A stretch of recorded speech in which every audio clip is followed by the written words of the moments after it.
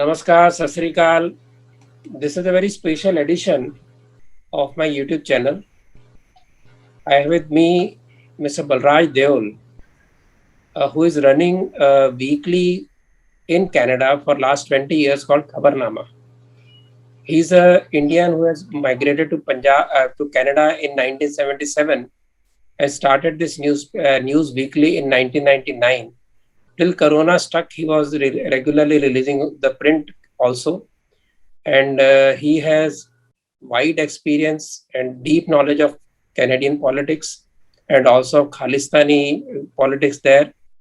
And he was attacked very brutally in 1985 and he hardly survived that attack. And that is his objectivity and that is his truthfulness, very much sought after by the media to understand Indian people there. This episode is dedicated to the victims of 1985 Kanishka terror attack in which 329 people lost their lives. It was a flight AI-182 named Kanishka. 36 years back, this happened. The plane crashed over Irish shores. Another bomb was to go up in another Air India plane. Luckily, it burst in Tokyo's Narita airport, and only two baggage handlers died. But hundreds may have been saved because of some inopportune moment due to miscalculation of timing, etc. by the terrorists. This brutal attack was the biggest attack in recent times. So this small discussion today is to commemorate the innocent people who died. Of these, 268 were Canadian Indians, 27 were Britons, and 24 were Indians. And Mr. Balraj Deol has been following the entire sequence of events since long. I would request Balrajji to tell us a little about Kanishka bombing and its planning, etc. from Canadian perspective, how it happened and what kind of investigations happened and where were the mistakes done so the people got scot-free, that they could carry out this despite having intelligence on them. So a little background of that particular incident, then we move on. Over to Balrajji. Thank you, Ratanji. When we look at the Kanishka bombing, it is the biggest mass murder in Canadian history. And Canadian government has declared it this day, 23rd of June, National Remembrance Day for victims of terrorism. But that came later. In the beginning, when this bombing took place and the planning took place, at that point, Canadian government and its agencies were very much negligent. They did not do enough to stop such an act when there were all indications that the Sikh terrorist, the Khalistani terrorist, especially the group of Talvinder Singh Parmar, was planning something. If we go back, there were informants, criminal informants, two of them, one from Vancouver and one from Montreal, who told Canadian security, RCMP and CSIS, that they are planning something. And then in early May or mid-May, there were inputs from Indian High Commission and Indian Intelligence Agency to Canadians that something could happen. But Canadians are now saying that information was not specific. It was in general nature, and they had arranged extra security to deal with that general nature of threat. But when we look back and we see the Air India case, we look at John Major's inquiry, which was launched later by Harper government. It also shows that two main Canadian agencies, the RCMP and CSIS, they were not cooperating. They failed to cooperate. They failed to exchange information on time. For example, CSIS obtained surveillance on Talvinder Singh Parmar in March. And the first surveillance of his telephone conversations was recorded on 27th of March. So they were very much under their eye. They followed Tarminder Singh Parmar, Inderjeet Singh Riat to the woods when they tested their crude device. But they failed to inspect the site on time, take photographs, and share that information with RCMP, which is a criminal investigative agency with police power. CSIS was But that is the biggest oversight one could think of. This is the biggest oversight anybody can talk about. I mean, as you said, they were in the jungle, they knew this has happened, but still nothing was done. Yes, it was a big blunder by these agencies, and Justice John Major Commission brought this out very clearly that it was negligence and lack of coordination, lack of preparation to deal with such a situation, which resulted in such a big disaster, which affected so many families, not only in Canada but also in India. And also there is another aspect, Ratanji, and that is that Canadian government of the day felt that it is Indian tragedy. That is why the Prime Minister of the day, Mr. Brian Mulroney, called Rajiv Gandhi to express his grief. And it continued. I mean, not only Brian Mulroney, the subsequent governments followed the same route until 2005, when Prime Minister of the day, Paul Martin, visited Cork County, where Memorial of Air India is set up in Ireland, and he said that it is a Canadian tragedy. And it was Prime Minister Harper. So can you, since you are there for a long time, can you make any sense of why this approach of Canadian government was there? I mean, Canadian citizens, Canadian subjects carried out a horrendous terror attack, and Canadian government for years simply denied it. So what was the reason, you could say, in terms of political terms, in terms of Canadian politics? Well, I think it's lack of understanding on part of government of Canada and its agencies. They just felt that it's a Air India aircraft which been destroyed, and most of the people who died, they were probably most of them Canadian citizens or permanent residents, but they were of brown skin, so they were of Indian origin. So it's an Indian tragedy. So you are kind of accusing some kind of racism in this? Well, certainly. I mean, if it was not a direct racism. There was indirect implication of color and origin of the aircraft, as well as the people who suffered. So after the bombing, how did it affect the Sikh politics of Canada? Was there any time already a kind of extremist cell in Canada after Operation Blue Star and Indira Gandhi's assassination, or it became active only with Kanishka? No. It was Kanishka was actually the result of that grouping, which started after Blue Star. Actually, it started before Blue Star, lot before Blue Star. If we look at the Khalistani activities, it goes back to mid-70s when Dr. Jagjit Singh Chauhan visited America and Canada and tried to set up cells here. He was preaching Khalistan and so on. There were not many takers of it, but after the Dharmjud Morcha of Akalis, the more people became connected to the Punjab politics. And after Blue Star, it was a tsunami.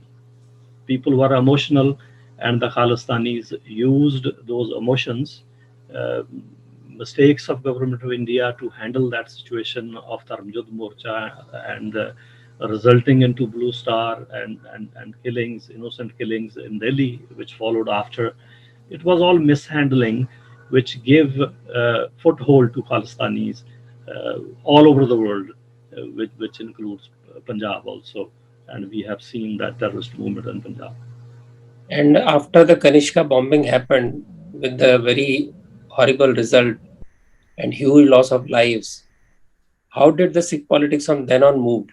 One side, the normal moderates, Punjabis and Sikhs and Indians, who were very loyal to Canada as their country of adoption, and generally being liberal in the thinking and very accommodative. How it changed after Kanishka bombing? You see, if we go back before 1984, The Indo-Canadians, they were becoming part of Canadian politics only up to the level of supporting local political parties or candidates. They were not becoming politicians themselves at that point. So they knew, they were learning how this system works.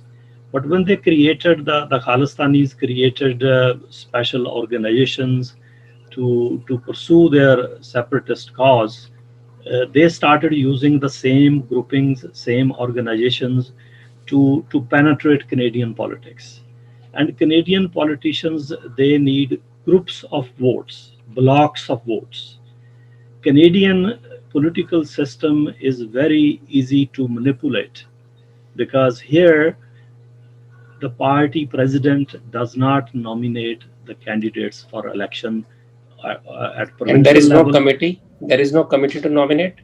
Well, there is a committee to oversee the nomination process, and in some extreme cases, the party president or the party leader can nominate, but it is not a common practice to nominate from the top. The situation, the way it's run in Canada, is that every riding, whether it's provincial, I should say state, because you use word state in India, or federal, every riding has its own riding association for every political party. So that riding association has right to nominate its candidate for the next election, and the prospective candidates have right to recruit their supporters as members. So say I am running in a constituency and riding, I will go out, I will recruit members, my supporters as members of that party for that riding for that area, and then they will vote for me. I will pick them up from their houses Yeah, or arrange to surely pick. yes. I will get nominated because I have more members behind me. The situation before this manipulation was taking place, situation before was that only committed people who understand the philosophy of that particular party will become members. And members were very limited for those riding associations for all political parties, numbering from dozens to maybe 100 or a couple of hundred.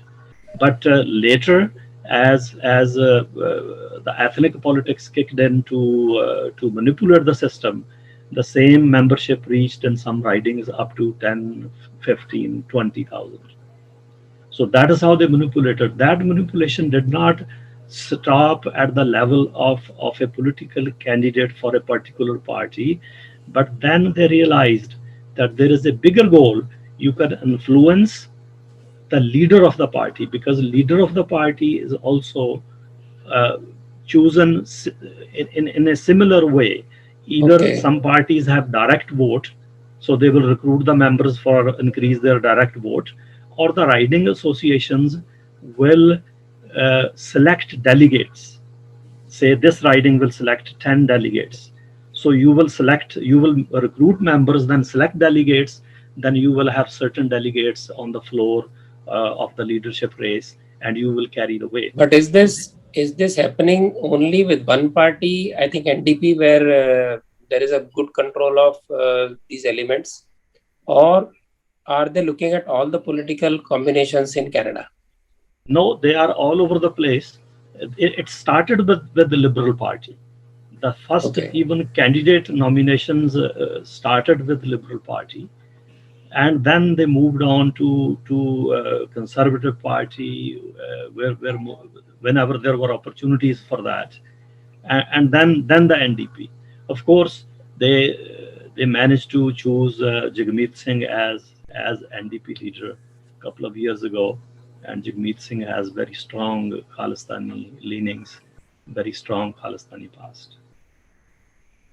So now this great control they have, like the Prime Minister of Canada, in fact, brought in one of the key Khalistani supporters, accused of fomenting trouble to India also, and he had to be sent back. And Trudeau had a very poor taste in the mouth for this particular visit. did it not teach any lesson to the American Liberal Party and other parties that this is a dangerous game they are playing?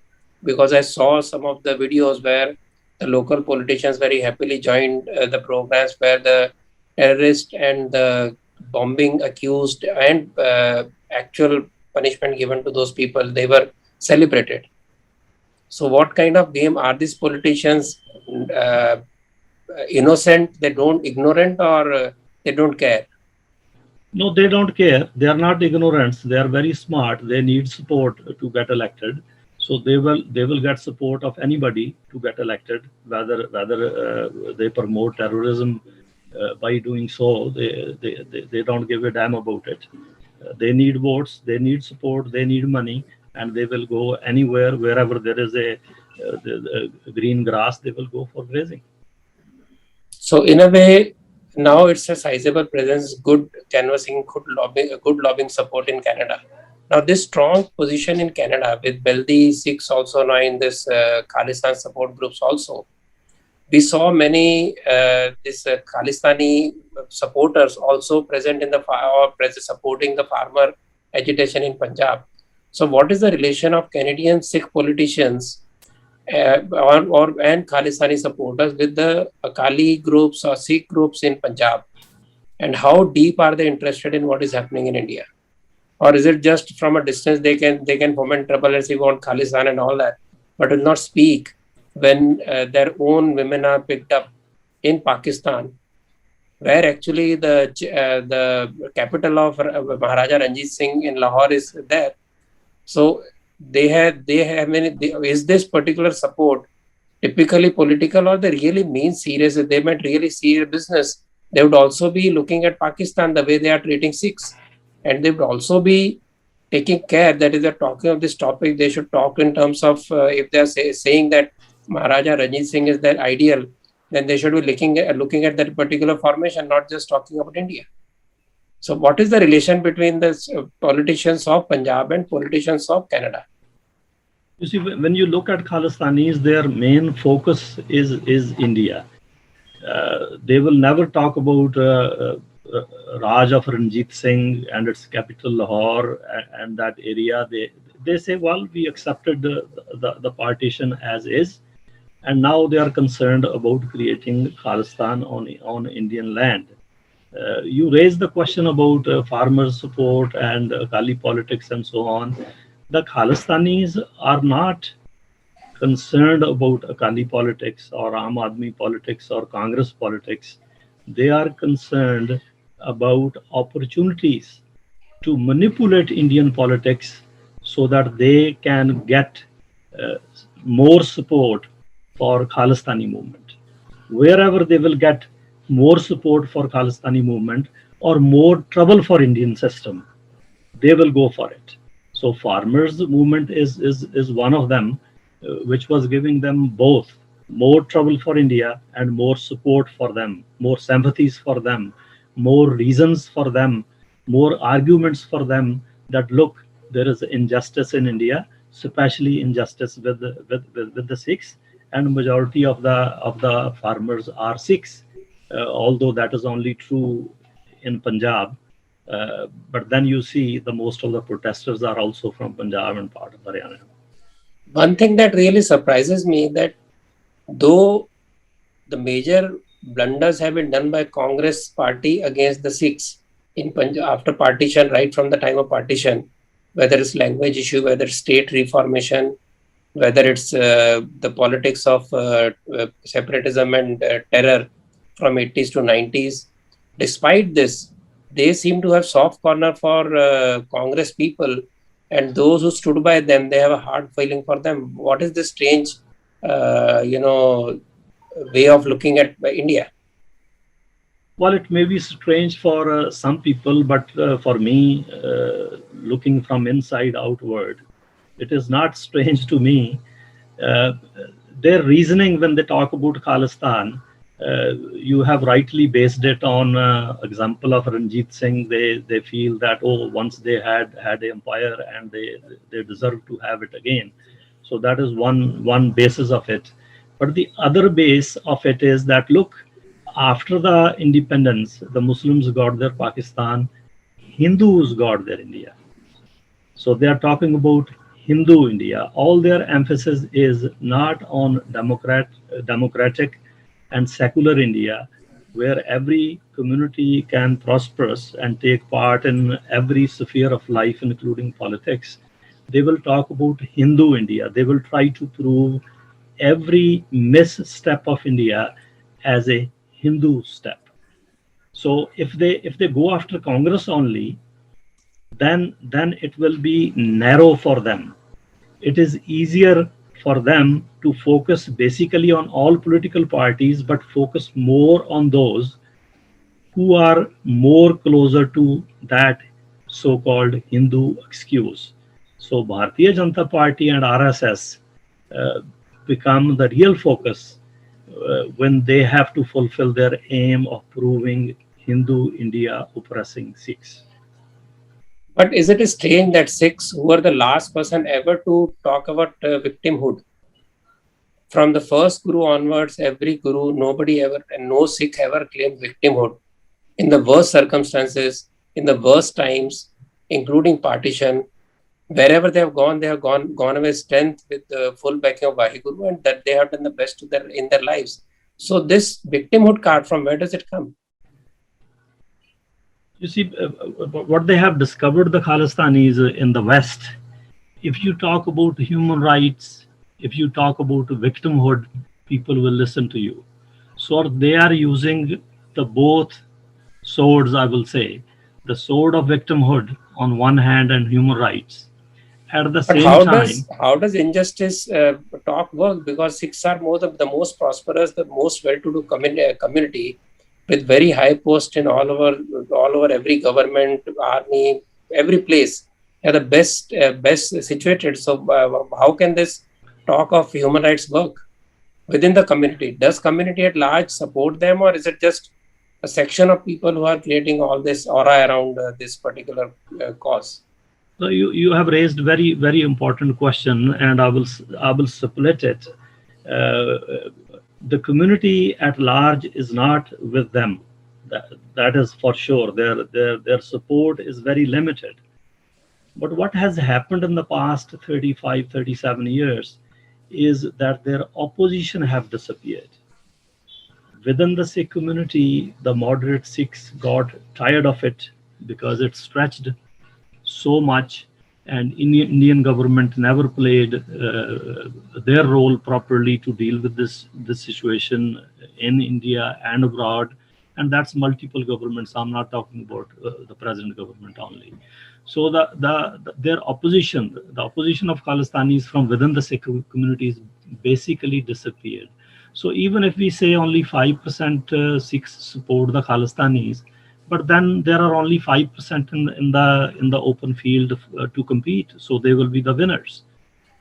So in the due to the lack of opposition for whatever reasons, they are the kings of the day in Canadian politics. And all the prospective candidates, not only in the federal politics, in the provincial politics, even in the civic politics, what we call in India the municipal level, even we have school boards here on district levels, and there are school board trustees elections.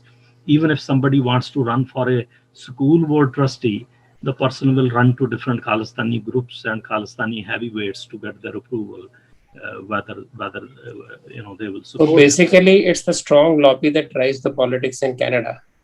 And as That's far as right. India, yeah, and as far as India is concerned, they will use any opportunity, any party, any cause to create trouble in Punjab. That is in short of it.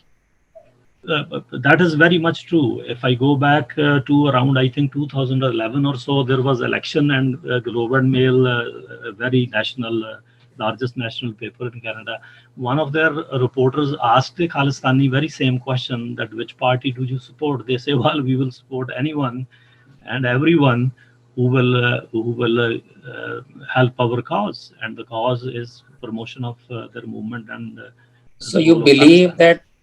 that through some diplomatic effort or through some policy and strategy, Indian government should be taking interest in what is happening in Canada and Canadian politics. Do you feel so?